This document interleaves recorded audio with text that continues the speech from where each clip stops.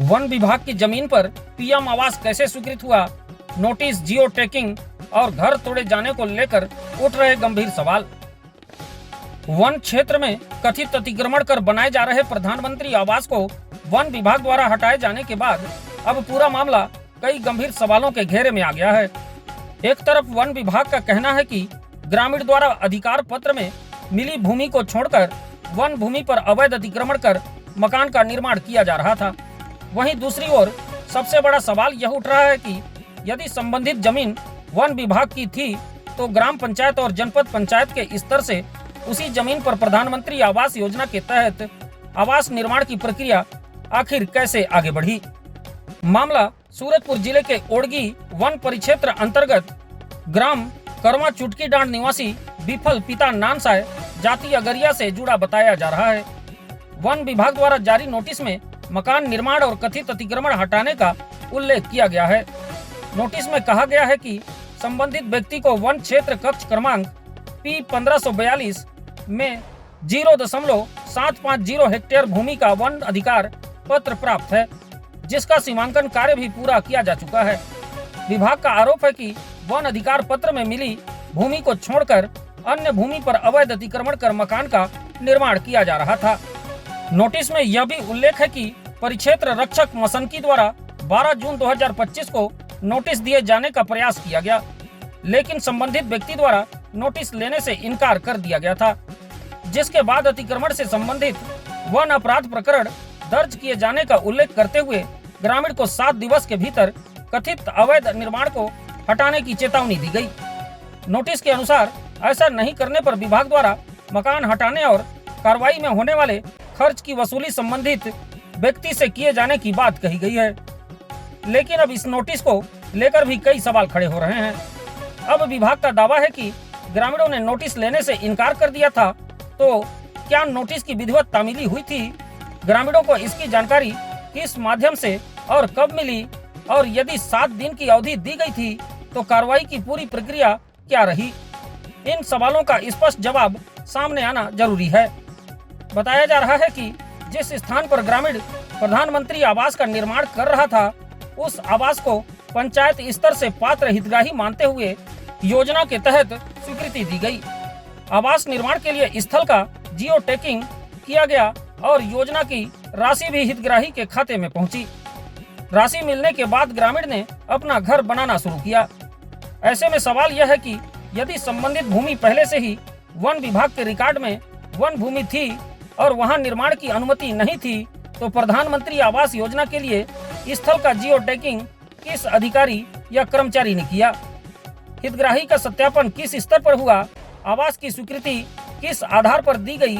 और सबसे अहम, क्या जियो टैगिंग एवं आवास स्वीकृति के समय संबंधित भूमि की राजस्व एवं वन विभाग के रिकॉर्ड से जांच की गई थी?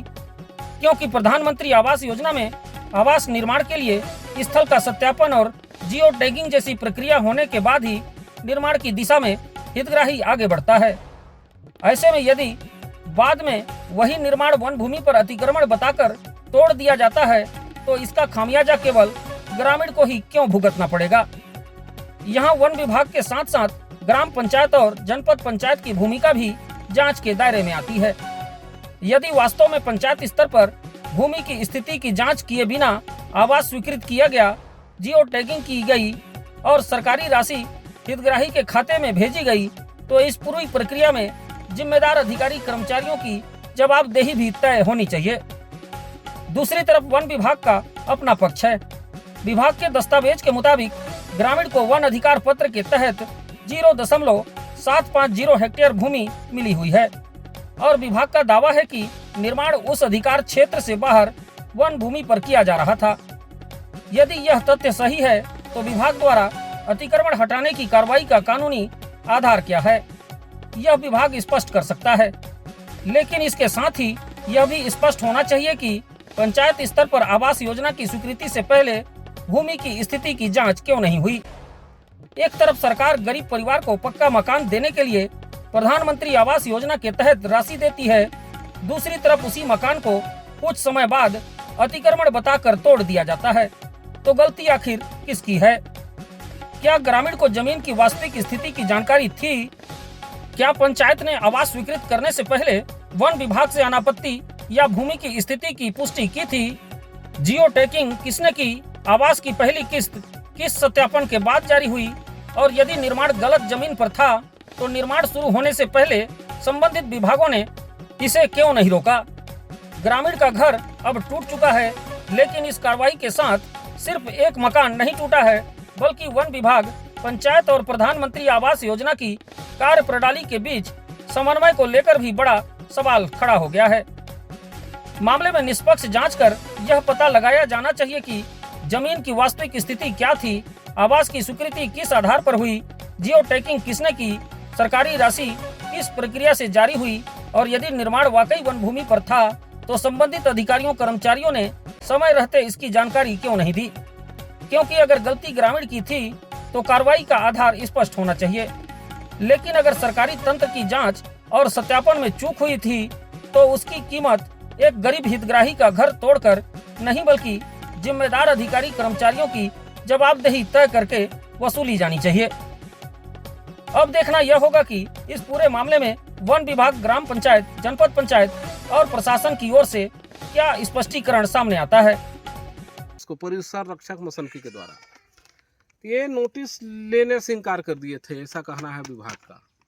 तो अगर ये नोटिस लेने से इनकार कर दिए थे तो गांव में पंचनामा कराए और भी उसका कुछ रहता होगा विभाग के पास, आपको रोकना था। और सबसे बड़ा सवाल है कि जब ये नींव खोदाई कर रहे थे तो नोटिस लेने से इनकार कर दिए, और जब टॉप लेवल घर पहुंच गया तो ये नोटिस भी ले लिए और 7 दिन के अंदर आके घर भी आप तोड़ दिए।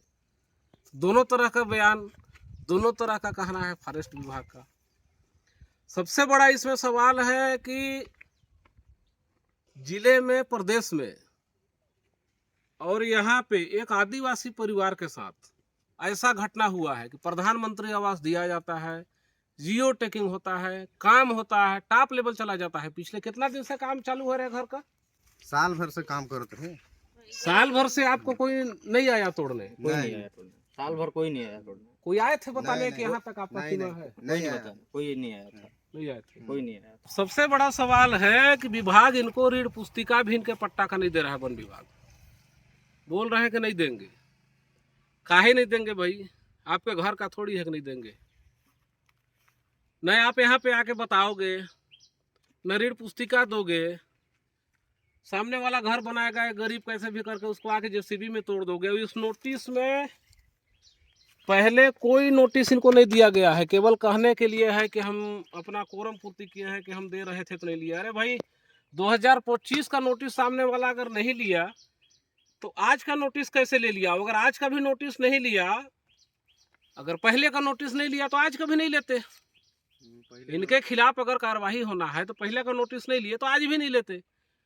तो पहले नहीं दिए, नहीं लिए, वो आज भी नहीं लिए, तो आज आप घर गिरा दिए। 7 दिन का समय करे तो हिटलर सही है ना, हिटलर सही। 7 दिन का आप कब समय दे रहे हैं? बरसात में, जब रोपाई का काम चल रहा है, सब कुछ खेती किसानी का काम चल रहा है, आप 7 दिन का टाइम दे रहे हैं। वो 8वें दिन आते हैं दल बल के साथ और घर तोड़ के चले जाते हैं। मेरा स्पष्ट मांग है, मैं नहीं कहता कि कोई वन विभाग में काबिज करे, बिल्कुल नहीं करे। मैं तो कहता हूँ जहाँ जहाँ है खोज के तोड़े विभाग, मुझे कोई दिक्कत नहीं है। मेरा स्पष्ट मांग है कि गरीब का, एक आदिवासी परिवार का घर तोड़ा गया है, इस घर को बना के देना पड़ेगा दूसरा। और आज मैं यहाँ पर सरकार को या विभाग को या प्रशासन को मैं कुछ बोलने नहीं आया हूँ। केवल आज मैं, जिस प्रदेश का मुखिया आदिवासी है, मैं केवल आज निवेदन लेके आया हूँ, अपनी मांग को लेके आया हूँ इनके लिए कि अगर आप तोड़ दिए हैं घर तो इनका घर बनाने में इनका सहयोग करिए। अगर इनका घर तोड़ना था तो प्लिंथ लेवल था तो तोड़ देना था। जियो टैगिंग कैसे हुआ, पैसा कैसे आया? एक तरफ से आप आवास दे रहे हो, पैसा दे रहे हो, दूसरे से घर गिरा रहे हो। फिर एसडीएम मैडम का इसको नोटिस आएगा कि आप पैसा जमा करो। तो ये नहीं चलने देंगे, जितना दूर तक हम सकेंगे लड़ेंगे।